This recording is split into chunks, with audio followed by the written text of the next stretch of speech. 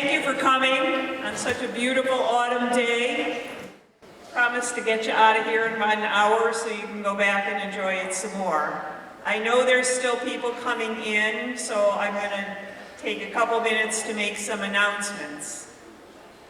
First of all, we're here today because of the nonprofit group Arlington Common that has formed, you've got some fans, that has formed to bring art and culture and history to our area, to revive it in our area. And it's really a wonderful thing that we have here. So if you have a few loose coins in your pocket, there's a little jar on the way out the door. Maybe you could stick a couple in there. I also want to thank the Arlington Sunderland Sandgate Historical Society because they're sponsoring me today. And Bill Budd, our historian, provided a lot of the background work for this talk. So I want to also give a shout out to that organization. And if you're interested in history, it might be an organization you want to become a member of. And I want to announce it's November the 10th. Bill will be giving a talk on the history of water, hydropower, and mills in this area. So you might want to take that in. And that'll be also here at the Common, Bill? Yeah, okay. So today we're here to talk about the Kelley Stand Road. How many of you have been on that road? Is that a unanimous? Okay, so most of the time today when we go on that road, we go for recreation. We go for hiking or fishing or hunting or sightseeing or any number of things like that. We visit Grout Pond, Branch Pond, Somerset Reservoir, any number of places like that.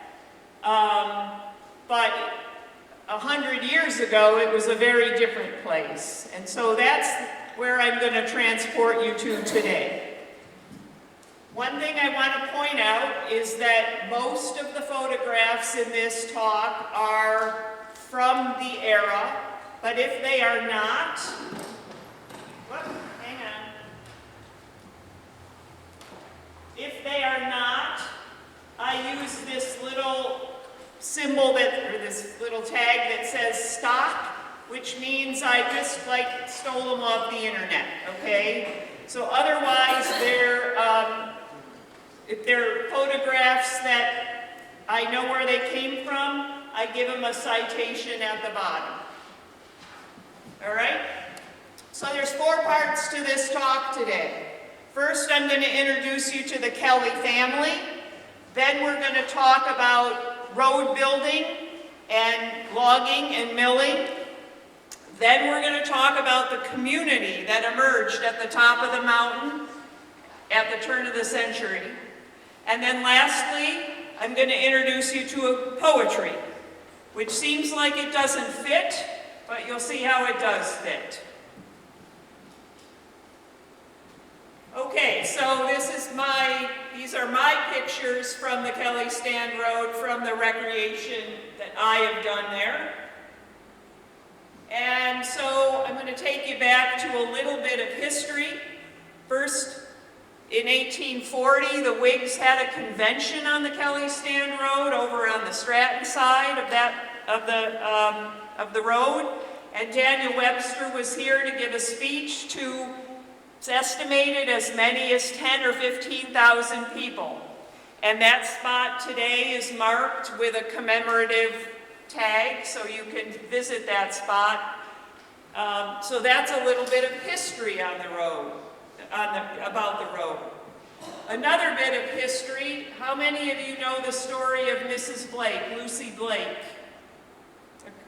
1 or 2, okay. So in 1821, Lucy Blake and her husband Harrison and her little baby Rebecca, who was 14 months old, were traveling from Salem, New York to Marlborough, Vermont.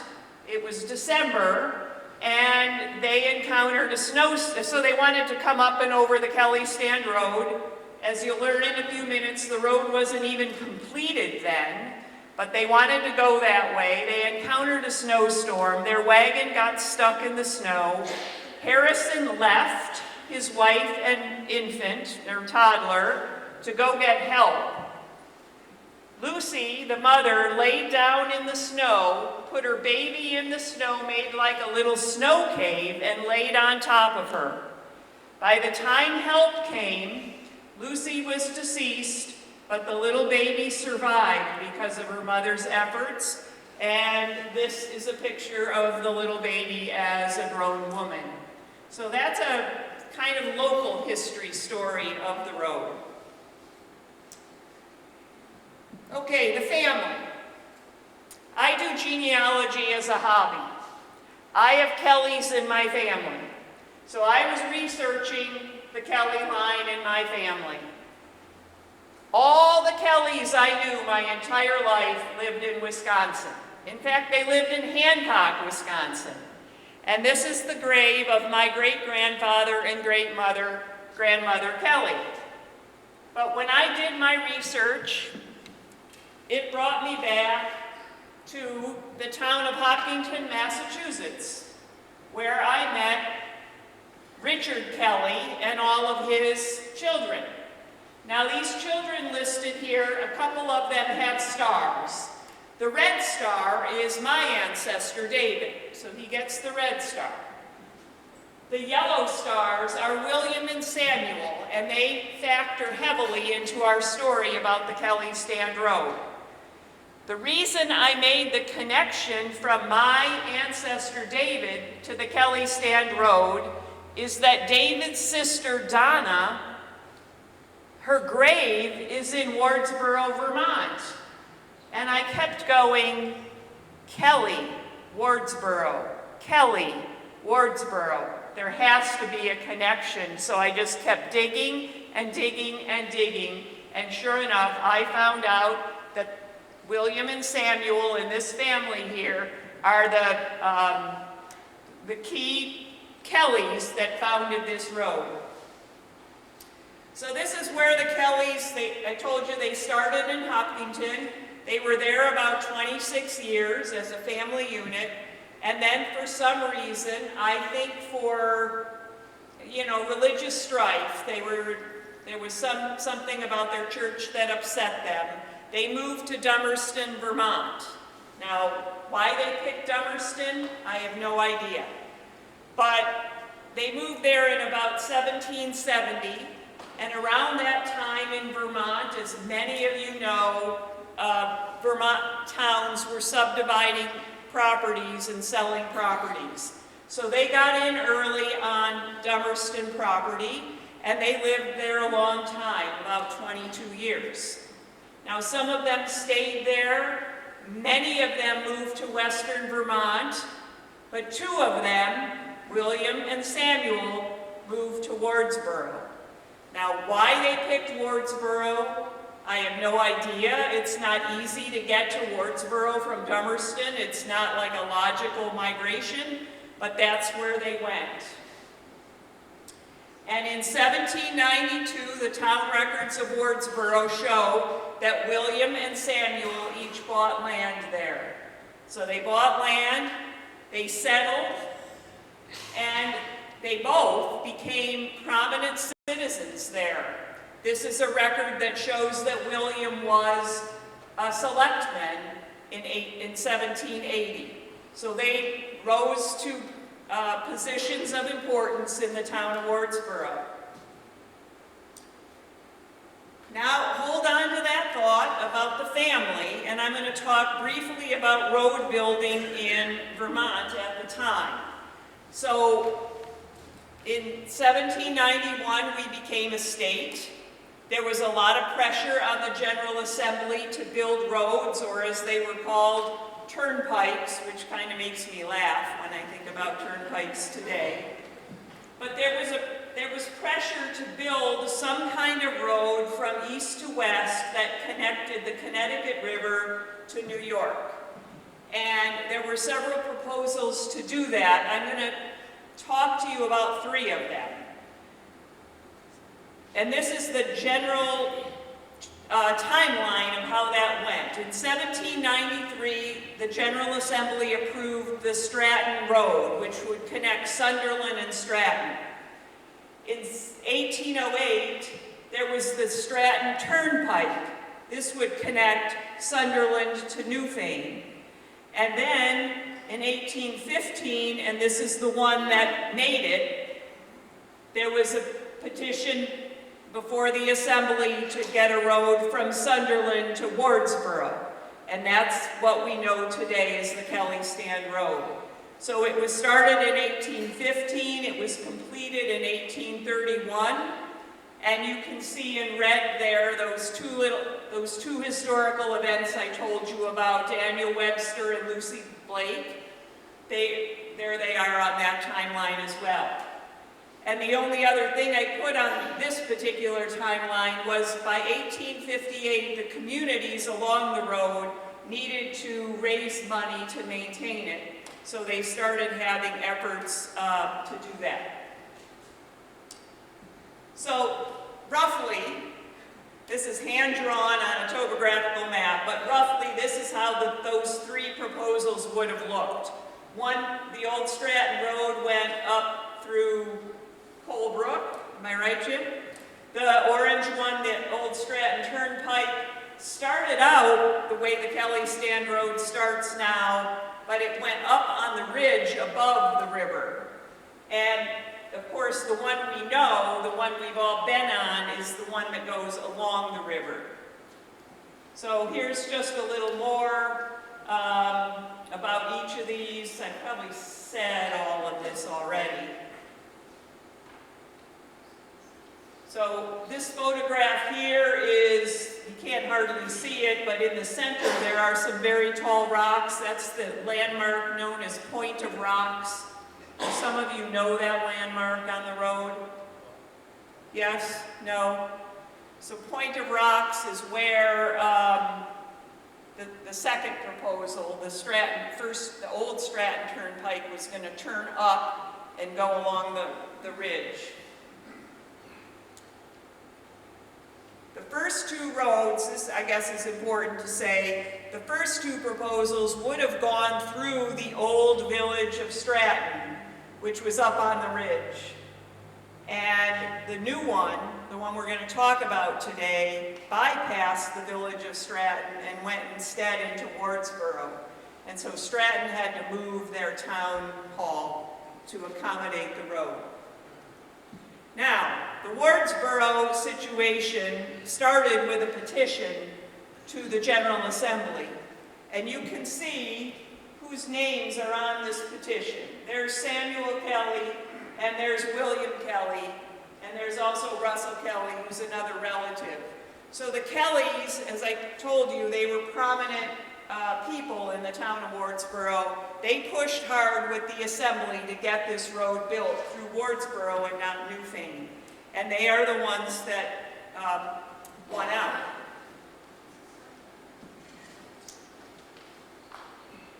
One thing you might not know about the road is in its early days it had a toll booth on the Sunderland end. And this was a way of raising money for upkeep of the road.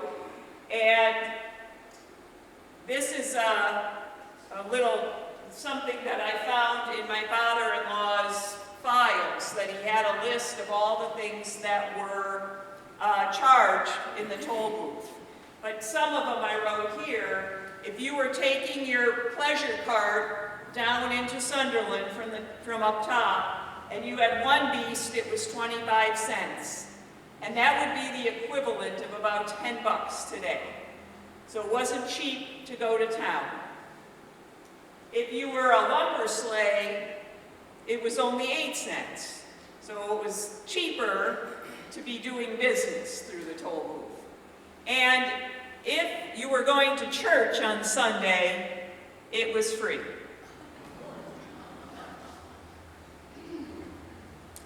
So let's talk a little bit about logging and milling. So there were several small logging companies. The Kelleys had one, the Grouts had one, the Brownsons had one.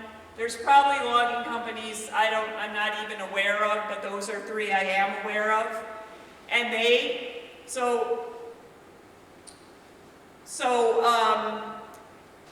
lot of trees came down, obviously, to build the roads.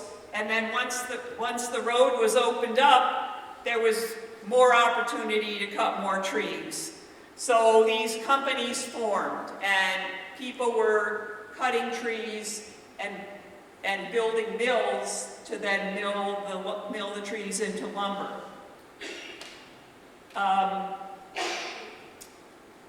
What I know, or the research I've done, this work was all done by locals.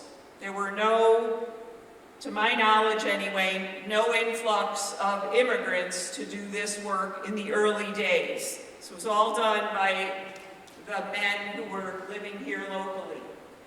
At some point, and I don't know the beginning of this, a large lumber company came in called Emporium Lumber.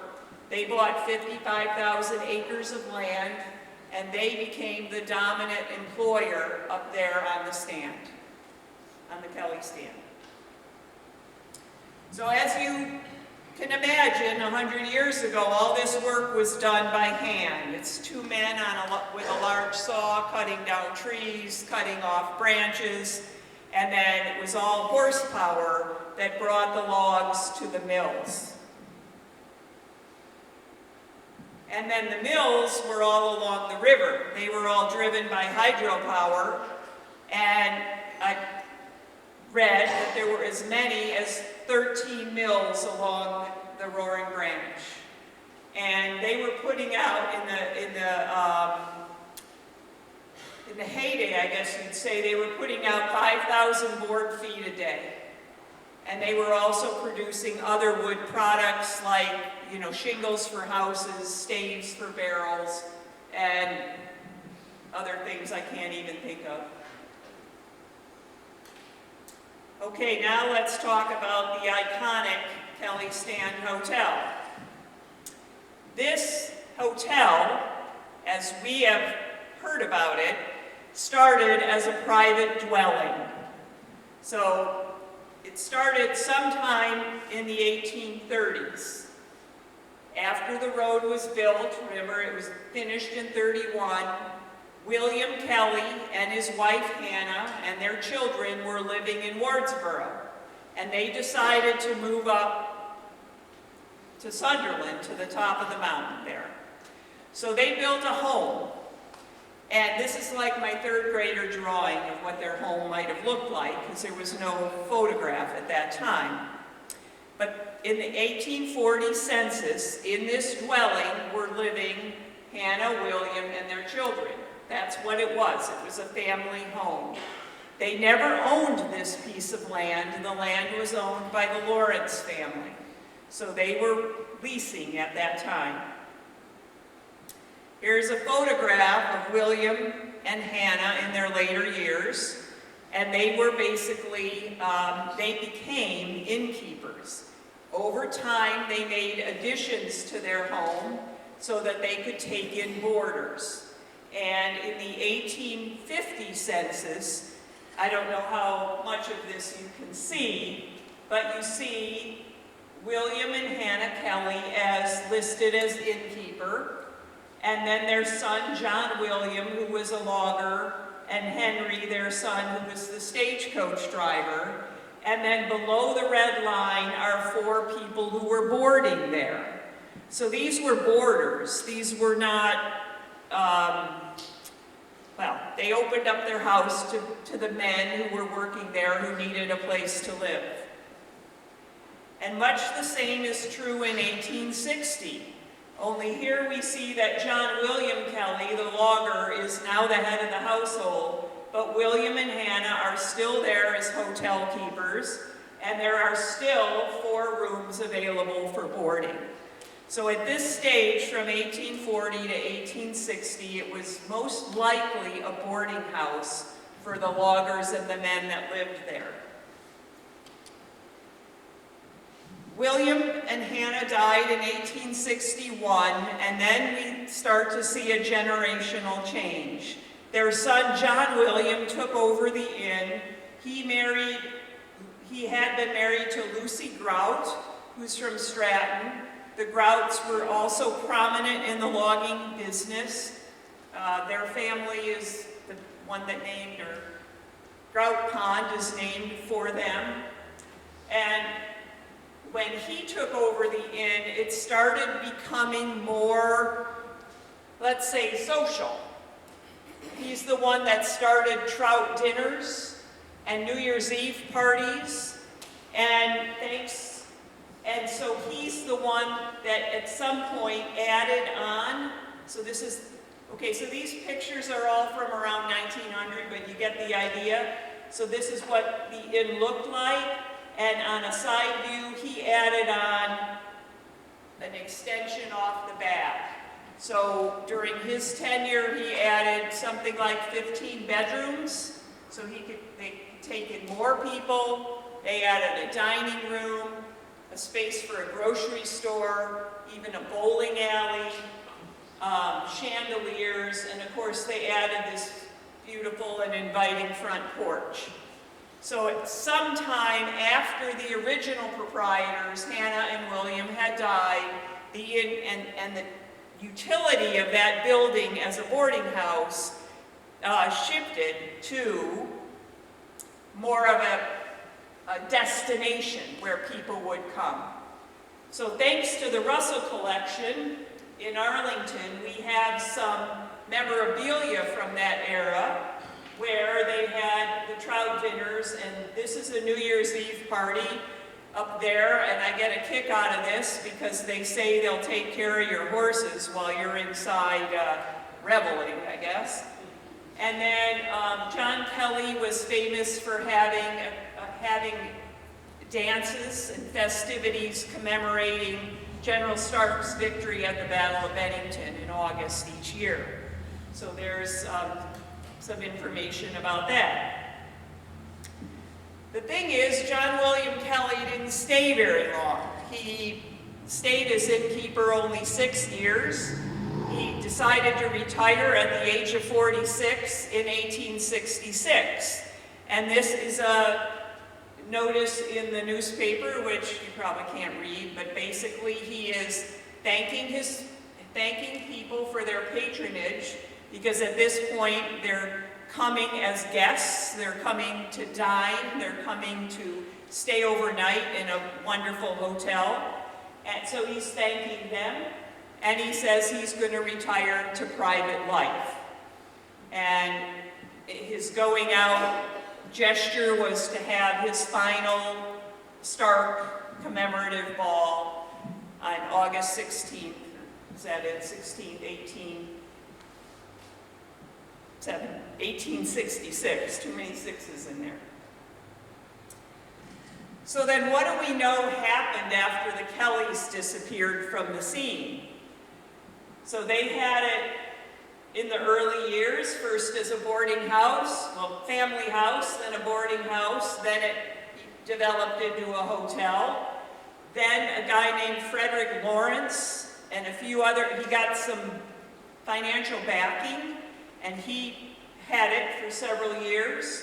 And then a chap named Rob Lawler from Quebec, Canada, came down and bought the inn, and he had it during probably the years that it had its biggest,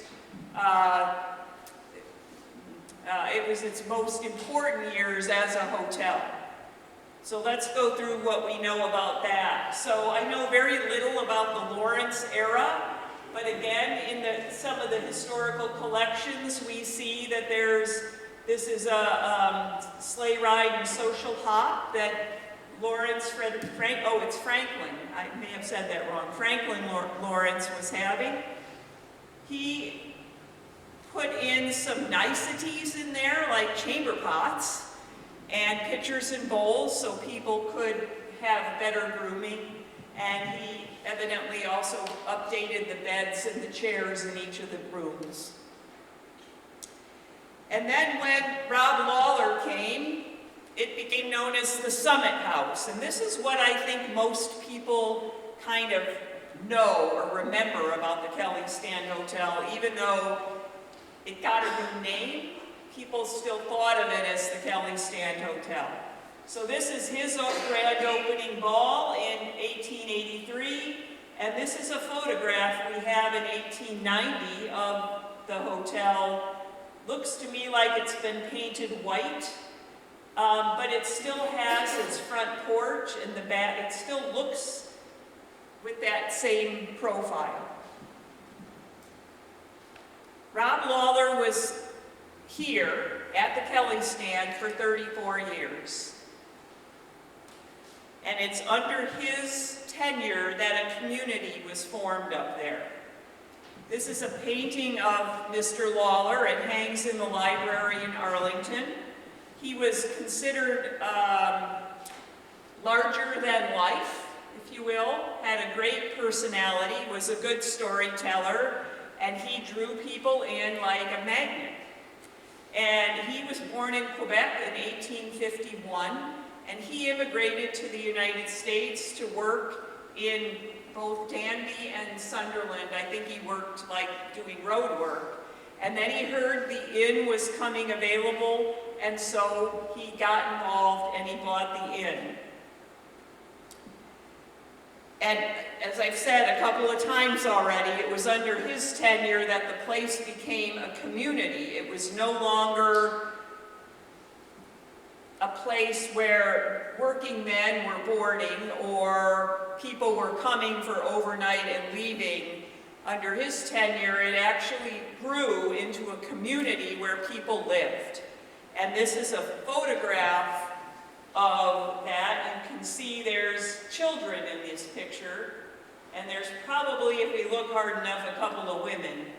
But the one that I circled here is John Smith, who came from the same town in Quebec as Mr. Lawler, and he and his family arrived in 1902. And the reason I point out his family is because he had twin daughters who were born at the Kelley Stand in 1904. And they were born up there, and the story is that the doctor couldn't get there in time to deliver both of them. So the doctor only got there in time to deliver one of them. And I'm not sure I remember which one of them came first. Do you remember? Irene. So Irene was born first, so she did not benefit from the doctor's care. And Inez was born second, and so the doctor was there to help her emerge. So these two little gals were born up there, and to point out what I mean by the Kelley Stand being a community, they had a school. They could have children. The people there built the school. The town of Stratton supplied teachers, and so it was an okay place for children to be. Oh, this. Oops, jumped. And this is the only photograph I could find that gives you some sense of what the community looked like. You can see here, this is enough of a faraway view that you can see a lot of buildings up there. There were, by report, 25 houses and 300 people who were living there. So it actually was a little town, if you will. It had a store, it had transportation by stagecoach, it had a livery, a post office, I mentioned a school. It also had a church and a blacksmith shop. So it had everything they kind of needed to get by. And here's my last picture of the town.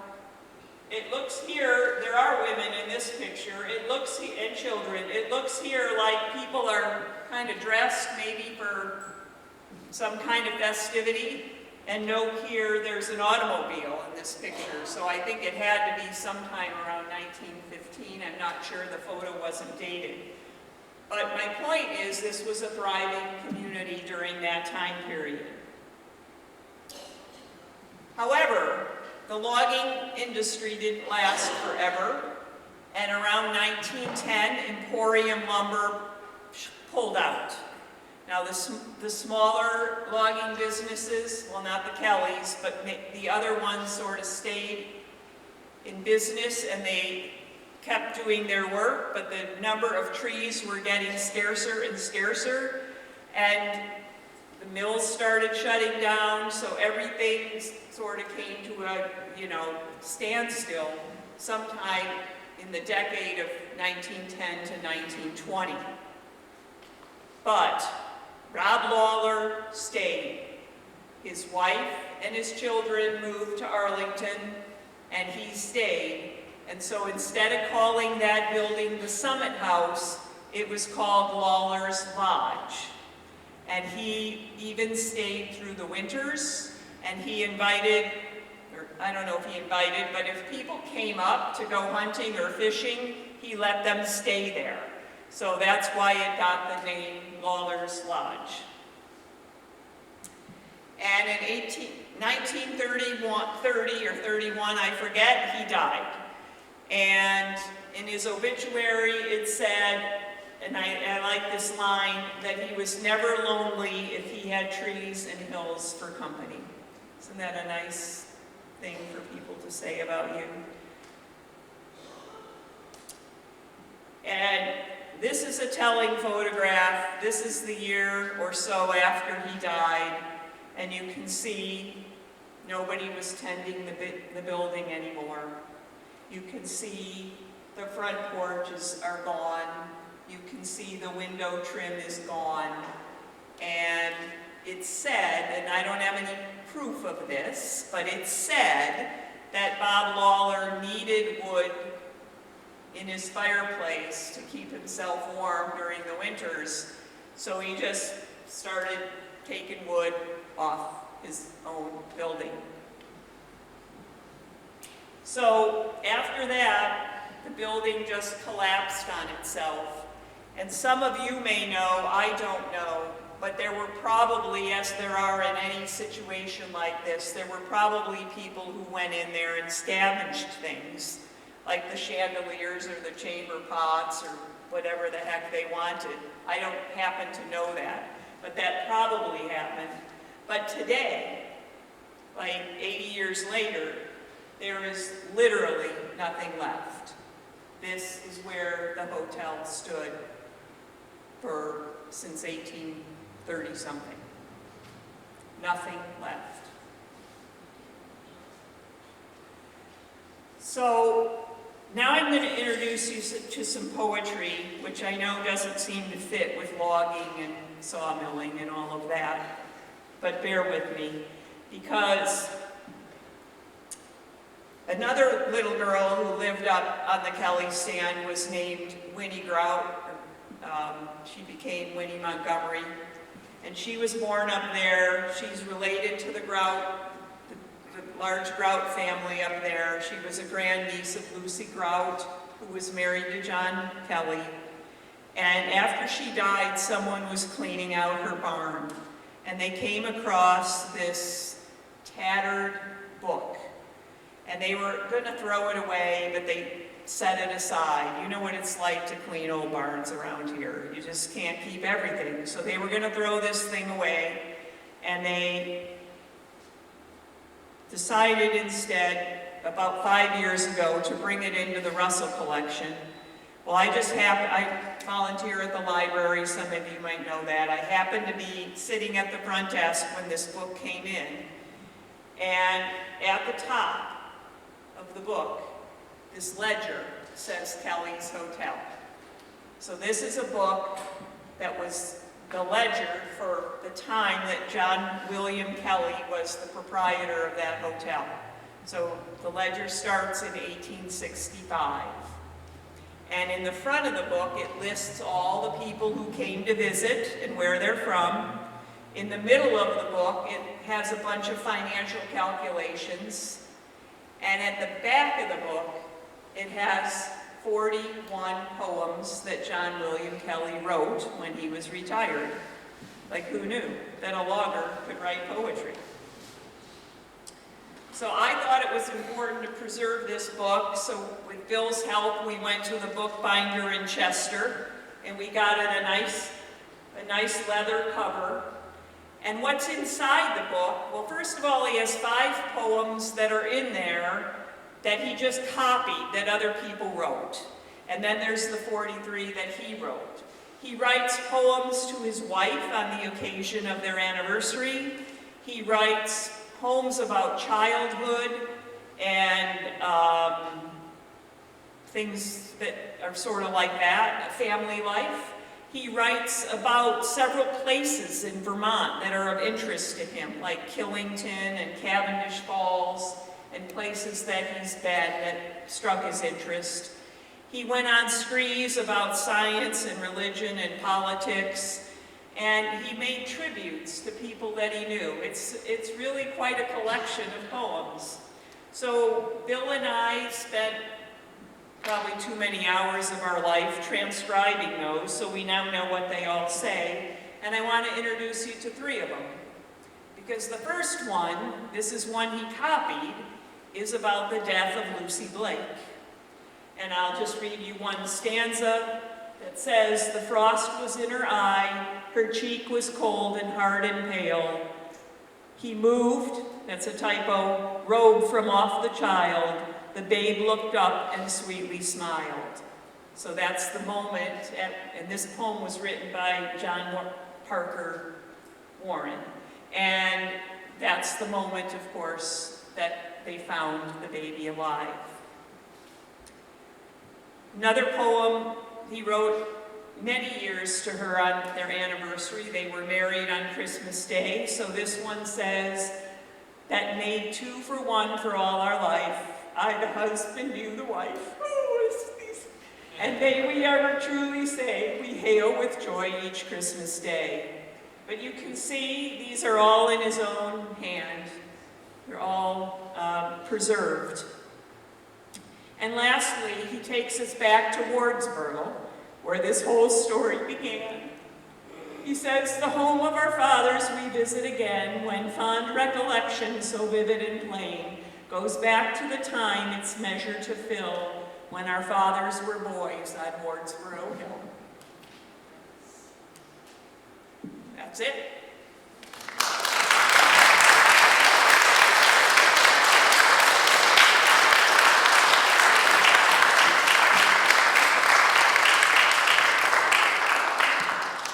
I'm very happy to take questions, comments, hear of your experiences. Yes? First of all, thank you. You are an excellent presenter, and it's a pleasure to listen to you.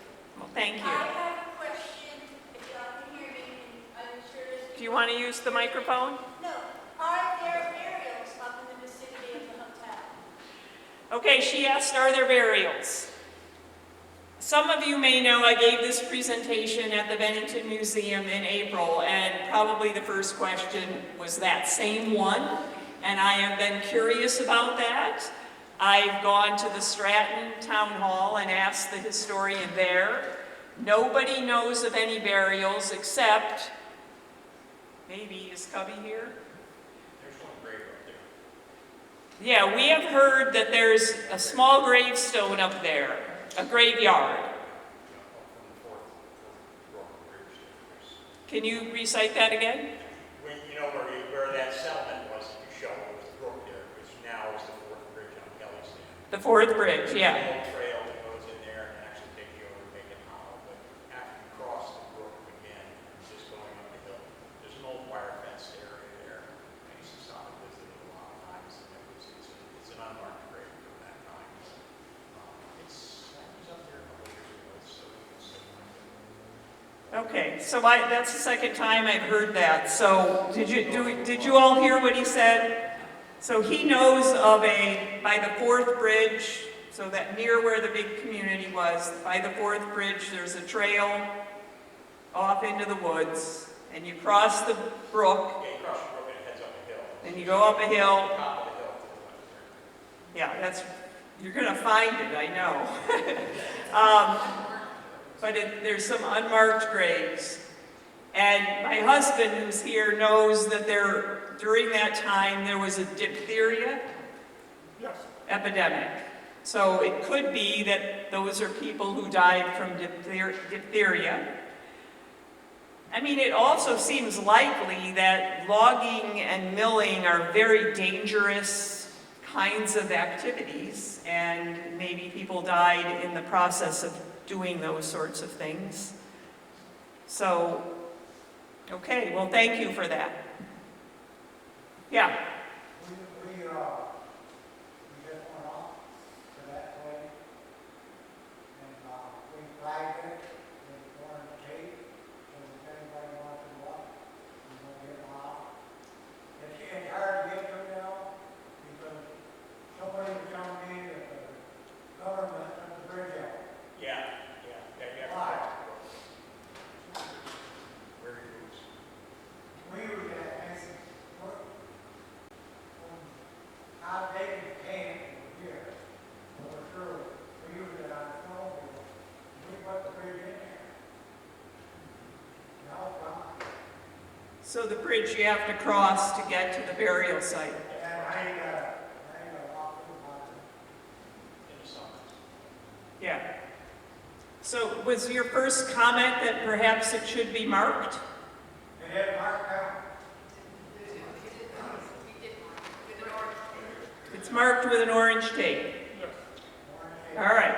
So now we have better instructions as to where the burial ground is. Rusty wire fence, you know, it's probably 20 by 20 area. It's not really great. Okay. I'm still trying to figure out where I see more stone, where. I don't know where they're at. Yeah, I've also heard 4 stones. So, okay. Other questions? Comments? Can I ask another question? Yeah, sure. I need help understanding why Vinegar Webster went to that spot. Anybody? I know it was a Whig convention. I have no idea why you went to that spot. Do you have any inkling? No. It was a big farming community. Stratton was a big. So farming- Stratton was a big farming community. There was open space there, and Everybody had 6 kids. And so he just came to where the population was from Brown. But it could have been 10,000, 15,000 people up there. Where do those people come from for Vinegar Webster? they came from all over the state. So the Stratton historian that I went, so the question is, how did 15,000 people get there? The Stratton historian has documents that show 7,000 people came through that toll booth from the north down. And then he just estimates that an equal number would have come from Brattleboro over, west. So he's estimating, but that's the number. Couldn't they like sleep over in the field or something? Was a field. I guess so. Or maybe they just came and went. I don't know. It's an interesting thing. Tyler Resch has written about this. He's the historian in Bennington. He just retired. So he might be somebody you could ask. Yeah. So much like I Stratton and everything. You read, or you probably had, I'm sure most of what she has, the copies of the books, the Stratton books. Yeah, the history of Stratton? Yes. The other one too, with the deaths and, Yeah. Kent Young has written, it's about an inch and a half thick, History of Stratton. It's also online. You don't have to buy it. And it has a lot of information in there about this time period as well. Yeah. That Ines and Irene that were born up there, she had a chance to be my grade school teacher here in Arlington. Yeah, she was. And her family's sitting right here. Yeah. well, I was gonna say, we go up to those here a lot, and, where that baby was found, right by the Stratton, Sutherland line, just before the sign for that, there is a stone that is, set sideways, a fairly large round stone.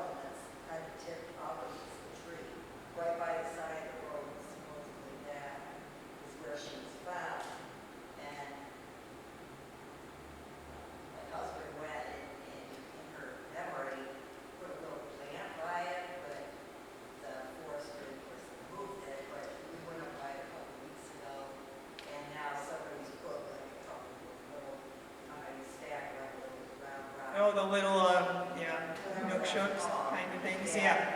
Honors on that stone, on the big stone. Well, thank you for pointing that out, yeah. So did everybody hear what she said?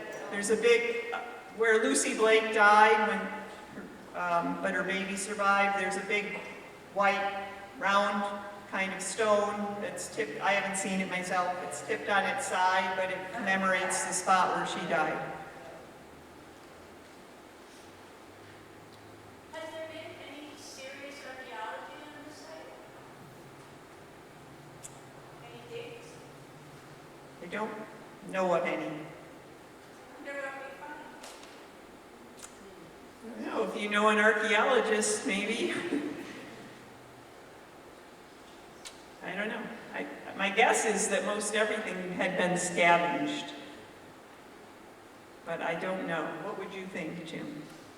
There are some old gears down by the brook, sawmill gears, water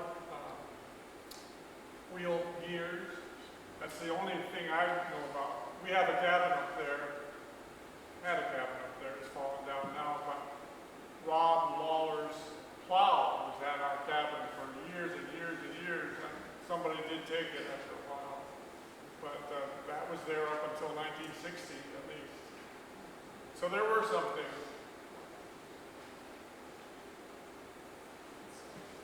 Bill? We do have the Russell collection, some plates that were part of the dinner service for the Lawrence family. Were donated by the Lawrence family. Can everybody hear him?